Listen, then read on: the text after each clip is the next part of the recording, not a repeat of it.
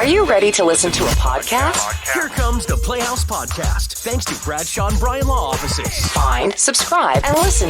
Did you miss a show? Download the podcast now. Hey, it's Elena J. Do you have a code word when it comes to sex with your partner, like pass the gravy? What odd item has been flushed down your toilet? And instead of puking on a roller coaster, a listener did what? All of this plus so much more is coming up in the Playhouse Podcast, which starts now. I know this started on Reddit, and I had a friend comment on it.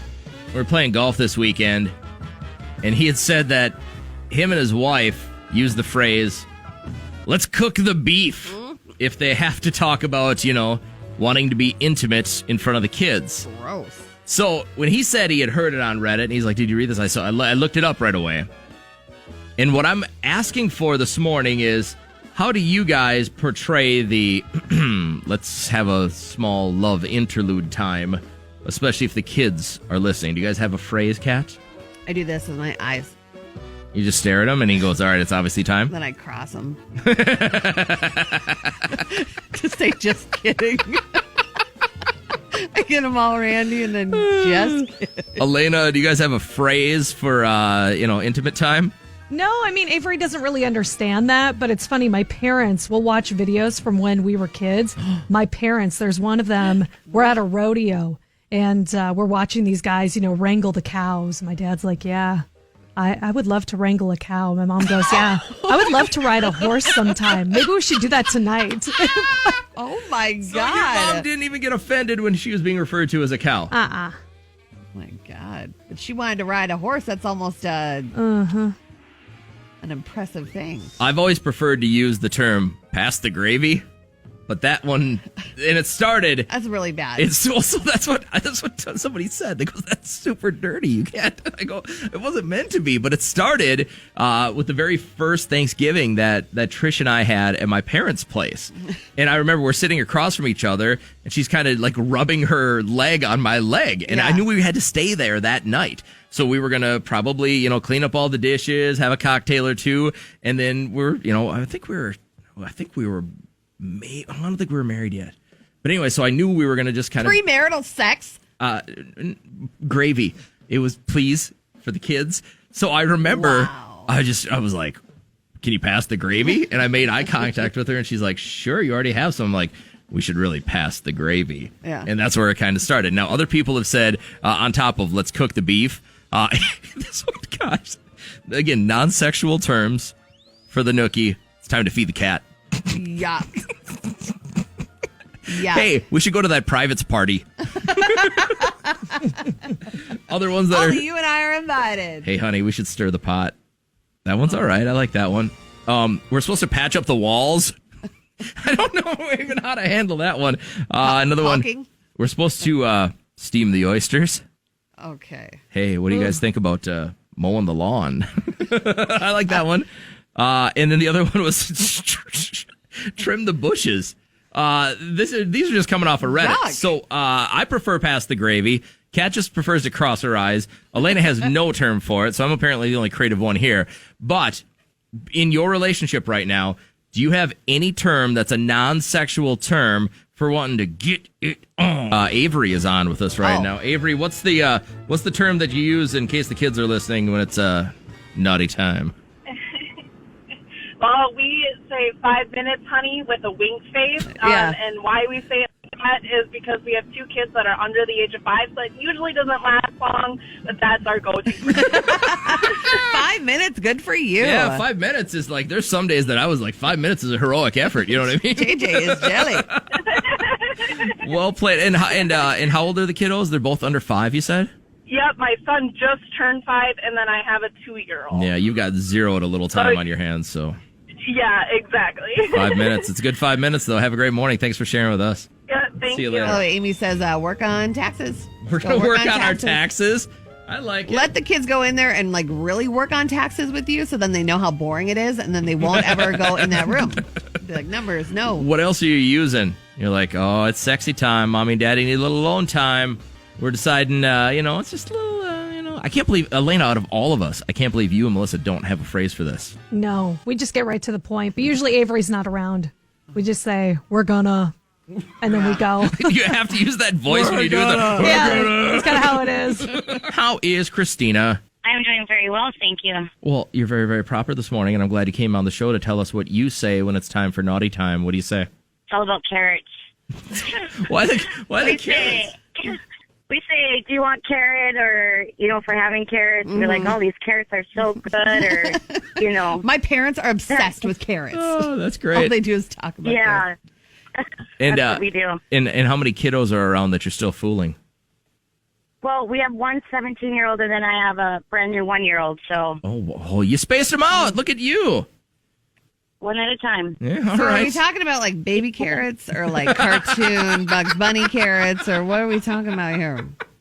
Oh, that's awesome. But is it? I mean, you don't use the word. But I'm being serious.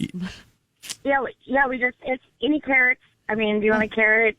Let's go get some carrots. Or we're having dinner and we look at the plate and be like, oh, these are really good carrots. Has there ever been a We're gonna have time where he's carrots just tonight? looked at you and said, do you want a carrot? And you just busted out laughing because it was so silly? Oh, yeah, in front of his mom. Yeah, that'll work. All right, there it is. That's exactly what I was thinking of. Christina, have a great morning. Thanks for being part of our show. Talking about your screen name, and what was the one that made you giggle? Lego Booby. That is great. Look at him Google. It is. How do you not Giggling giggle over that. about Lego Booby? So you're online. You're playing a brand new video game. By the way, you said this is like a 5-on-5 game. So do you and your girlfriend play on the same team all the time? Yes, all the time. And Yeah. then do you recruit friends, or is these randoms that jump in with you Just guys? random people. Sometimes they're friends with my girlfriend, but usually they're just random. If they're random people, do you go out of the way to say we're lovers? No. Okay.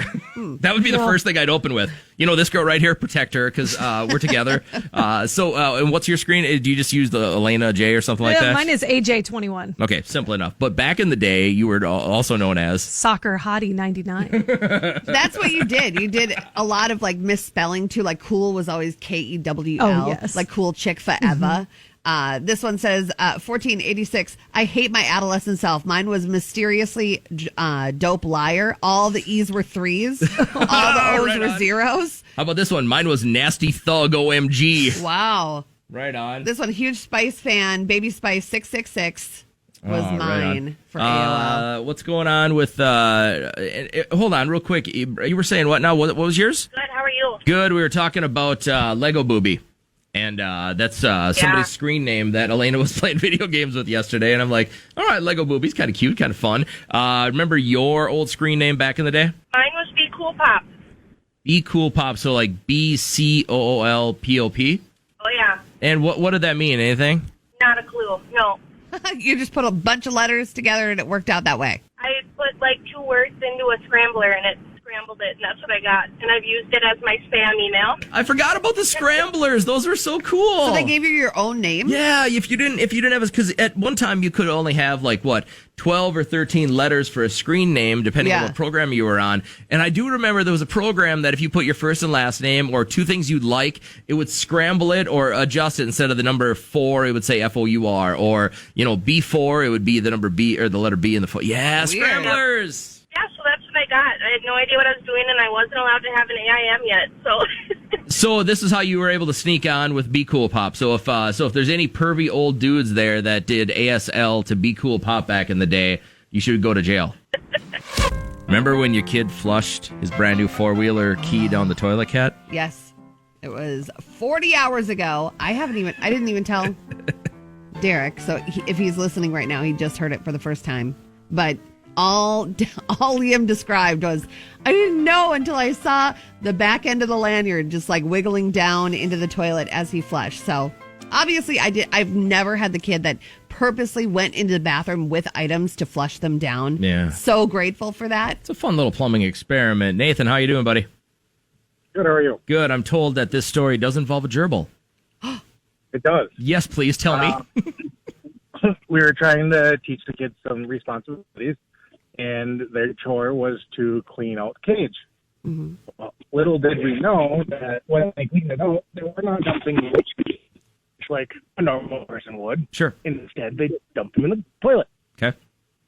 And after about a week, we started having problems where everything was backing up, and we actually had to pay somebody to come out and clean out the It'd pipes come for us. snake out your pipes because there was just all the gerbil fill was in the toilet. Yeah. Now, Oh, what was the gerbil's name? I don't even remember. Come on. Okay, so let's say it's Henry. Did Henry ever find himself in the toilet, or was it just the scraps? Just the scraps. Well, that's good. You could have had the kid that's like, time for a bath, Henry. Let's go into the toilet. The great part about all this is that if you wait till just after 2 today, Derek Lee has many more gerbil stories that he can share with you. Countless. And you know what I'm talking about. All right, thanks, Nathan. I appreciate it. Have a good morning. Now, Jess, how are you today? I'm all right. What's your 8-year-old's name? Levi. Levi did what that we should all know about? So, like, one day before school, he was eating his breakfast, and he was just like, oh, I don't feel good, I can't go to school. And then, I went and got ready and did whatever, and then I come back, and I hear him puking in the bathroom. So I go and look, and I'm like, what's going on? He goes, I'm so sick, I can't go to school or anything. And I'm like, okay. So I look in the toilet, and it's like the cereal he was supposed to be eating in the toilet. It wasn't even chewed up or anything. And I'm like, hey, no effort put into it. He just poured his cereal in the toilet and said he was sick. I love it. Yeah, and he would, went along and made all the puke noises that go along with it and everything. And I'm like, no, I don't think so, buddy. All right, get your shoes on, let's go. And he's like, no. That's great. Put and the thermometer up by the light bulb. And this is try the to sign get of out a kid school. that's going to do great things because he's super creative and he's looking to cut a corner. He's no Ferris That's Bueller. what teachers say, too. Yeah, all right. Hey, listen, he'll end up on the radio telling fart jokes to everybody one morning, so we appreciate him. Have a good morning, Jess. How about this one? You guys, we had a central vacuum system. My sister, 3 at the time, would take and turn on the one that in the kitchen and get it all sucked up from the toilet. She would turn the central vac on, put it in the toilet, and suck up all the water. Oh, my God. This one, my kid flushed all my contacts down the toilet because they look like little eyeballs floating, so he took every pair out and put them in there.